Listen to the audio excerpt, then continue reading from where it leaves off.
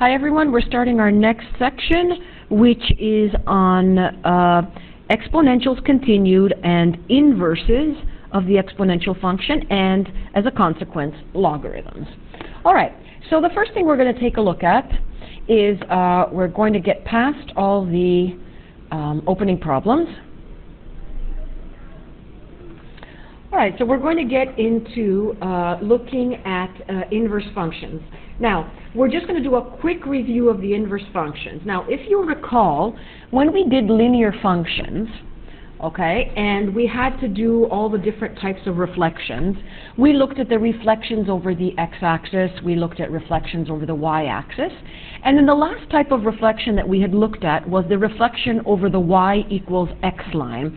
So the y equals x line, in this case, is this red line that's going through the Cartesian plane, and here's our y equals x line. And now, just using a linear equation, I'm not using the exponential one yet, or nor the quadratic, and what we're doing is we've got f of x equaling 2x minus 4, so our graph is this one here. This is our graph here of f of x equals 2x minus 4. And if you recall, what you had to do was just take your x and y values and switch the positions of them so that x became y and your y became x. And that was what formed your new graph on the other side of the y equals x line. And you had your inverse function. Now, and the way we would do that also algebraically was that we would take f of x equaling 2x plus 4. We would swap algebraically the x's and y's, so y would become x, x would become y, and then we would proceed to isolate for y again, and that would be our new inverse function. It would be the equation of the new line that was formed. So our value of the x became y, the value of y became x. Now this was what with linear functions. Now, we did it also with quadratic functions that had some specifics on it. If you recall that when we looked at the quadratic function, we said that the quadratic function, the original one, was a function, but when we took the inverse of it, it was not a function, because for every value of x there were two values of y, if you recall all of that. And then we also said that in order to make it a function, we would have to put a restriction on the domain, so we would have to say that x was greater than 0 and so forth. So this was when we looked at quadratic functions. Now, what we're going to do is we're going to take a look at the exponential functions. All right, so in the exponential function, suppose we had, as you see on this slide, suppose we have y equals 2 to the power of x, and we needed to find the inverse equation. So what we would do, it would be quite easy doing it graphically, because graphically it just means that I would take my values of the x and y that we know, the coordinates, and we would just swap their positions. So 0, 1 would go to 1, 0, and if I had 1 and 2, it would go to 2 and 1. So this point here was 1 and 2 over there. It would go to 2 and 1, and so forth. And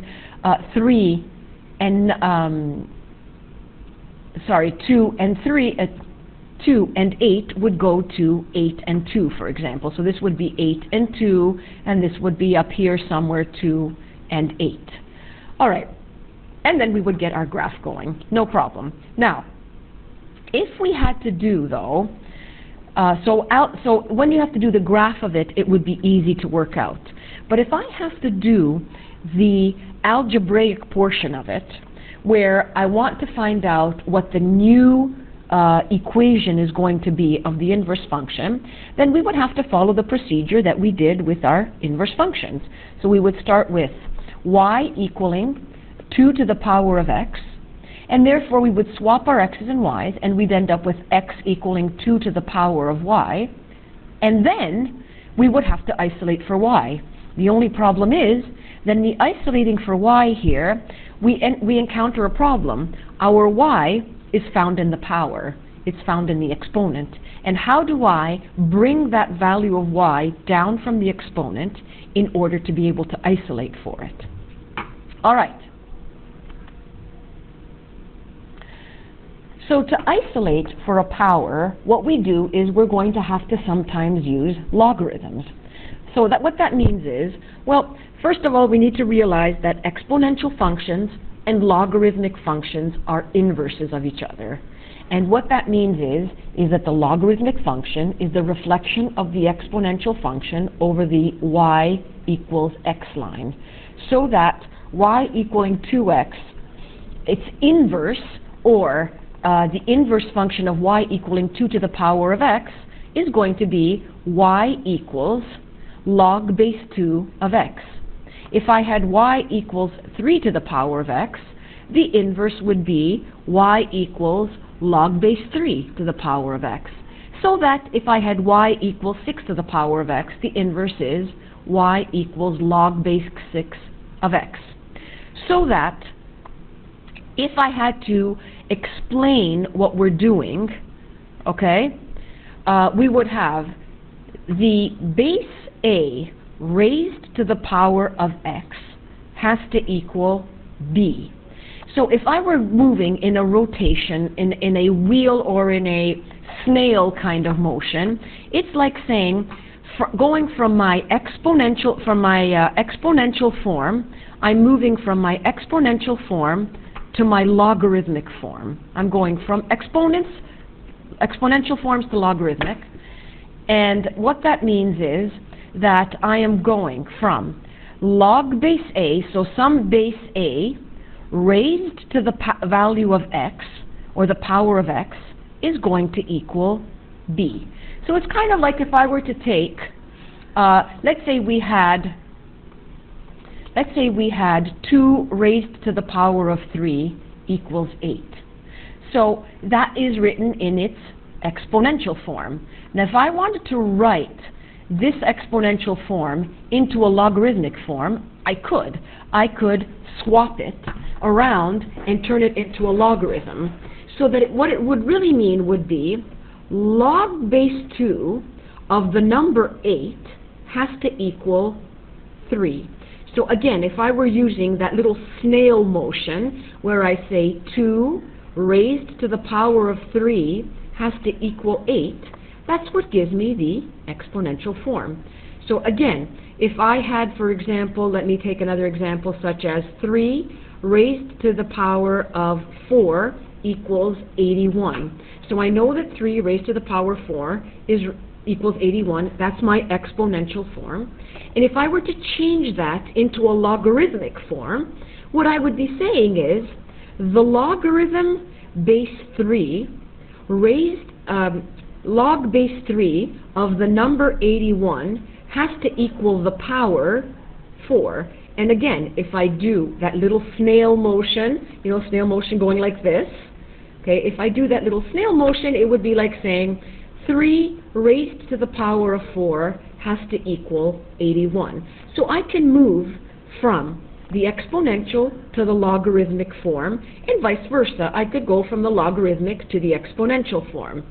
Now, how does this help me in the question that we were doing before? Well, quite simply, if I've got y equaling, so in the previous page when we were looking at x equaling, we were up here, at x equaling 2 to the power of y, what this becomes is log base 2 of x has to equal y. 2 raised to the power of y must give me the value x. And therefore, the inverse of the exponential function 2 to the power of x is going to be log base 2 of x. All right, so let's go on to the next page. And the next page is really, all it's doing is we are just going back and forth from exponential forms to logarithmic forms and logarithmic forms to exponential. So if we have y equals 2 to the power of x and we swap the x and y, then we have x equals 2 to the power of y. And by using logarithms, what we can do is we can bring down the y power so that log base 2 of x equals y, or y equals log base 2 of x. So if I ask you now to if we were to write the following exponentials in logarithmic form, we just did this one, but it would be 2 cubed raised to the power of 8 is like saying log base 2 of the number 8 must give me a power of 3. The next one is 4 cubed equals 64. The log of base 4 of the number 64 must equal the power 3. And all it's saying is 4 raised to the power of 3 must give me 64. And if I look at the next one, it would be log base 2 of the number 32 must equal 5. So it's saying 2 raised to the power of 5 must equal 32. So this is my exponential form, and this is my logarithmic form. So I can go back and forth on these. So very often you might be asked simply to rewrite this in logarithmic form or rewrite this in exponential form. All right. So I've already mentioned this. So we've got already 49 equals 7 squared. It means log base 7 of 49 equals 2. And 8 equals 2 cubed means that log base 2 of 8 has to equal 3. So 2 raised to the power of 3 has to equal 8. All right. So what we're going to do right now is we're going to take a look at a couple of laws that show you some interesting things. And some of these laws are coming from switching from logarithmic to exponential form. So it says write the following logarithmic forms in exponential. So I've got x is equal to log base a of a to the x. So I've got another power up here, but it's okay. I'm looking at this as if it were one entire unit, a to the power of x. So what does this tell me it is? It means that if I am writing this as an exponent, so if I were to put this the other way around, I could do that, put it the other way, or swap their positions. It's like saying a raised to the power of x has to equal a to the x.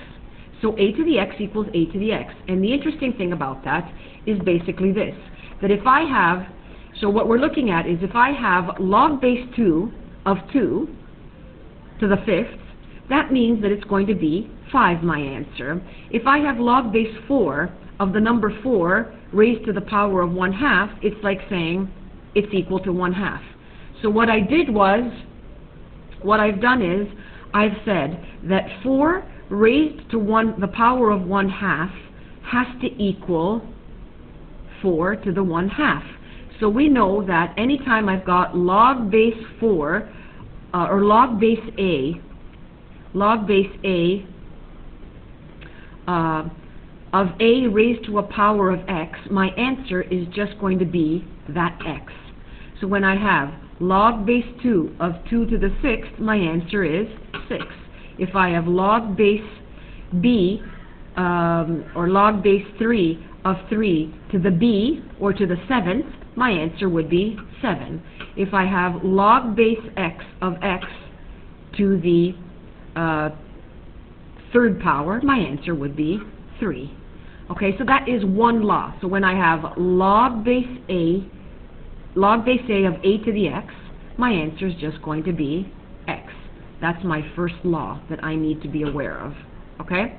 The next law says that if I have the base a raised to a power of log base a of x, well, that means that it's just going to be equal to, again, whatever the value of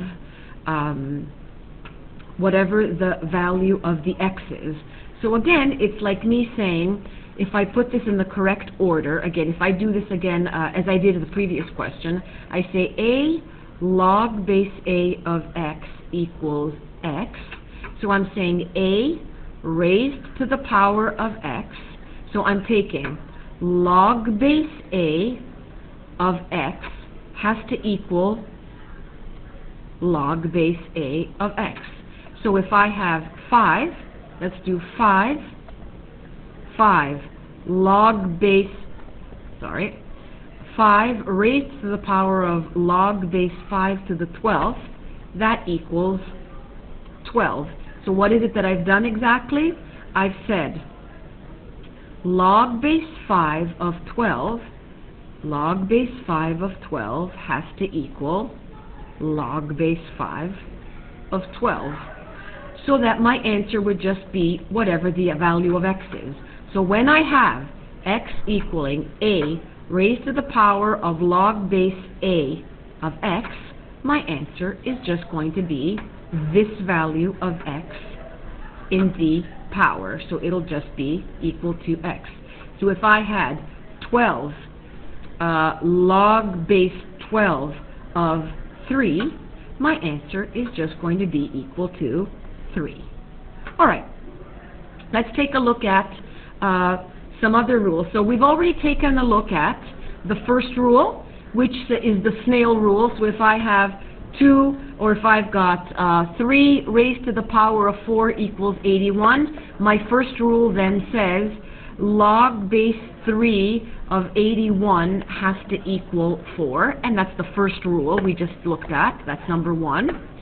If I have log base 2 of 2 to the power of x, or let's say raised to the power of 8, that tells me the answer is going to be 8. If my log base a of a raised to the power of something, if the two are equal to each other, then it's just going to be equal to the power, my solution.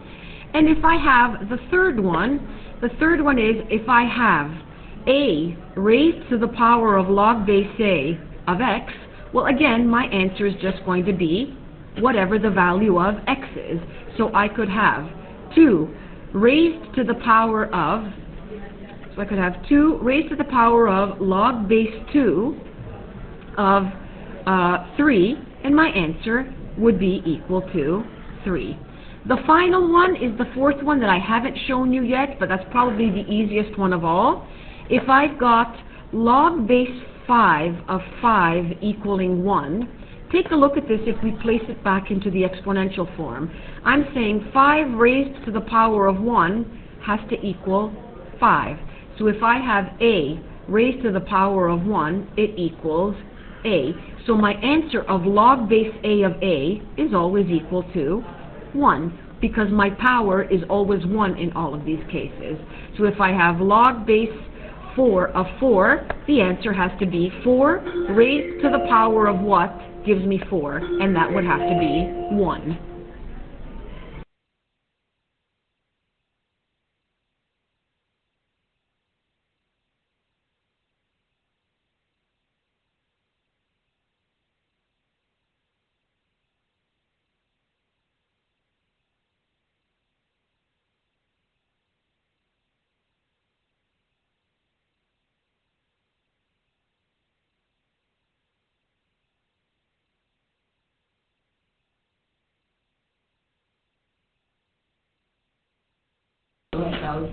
I'll continue in the next video. See you next time.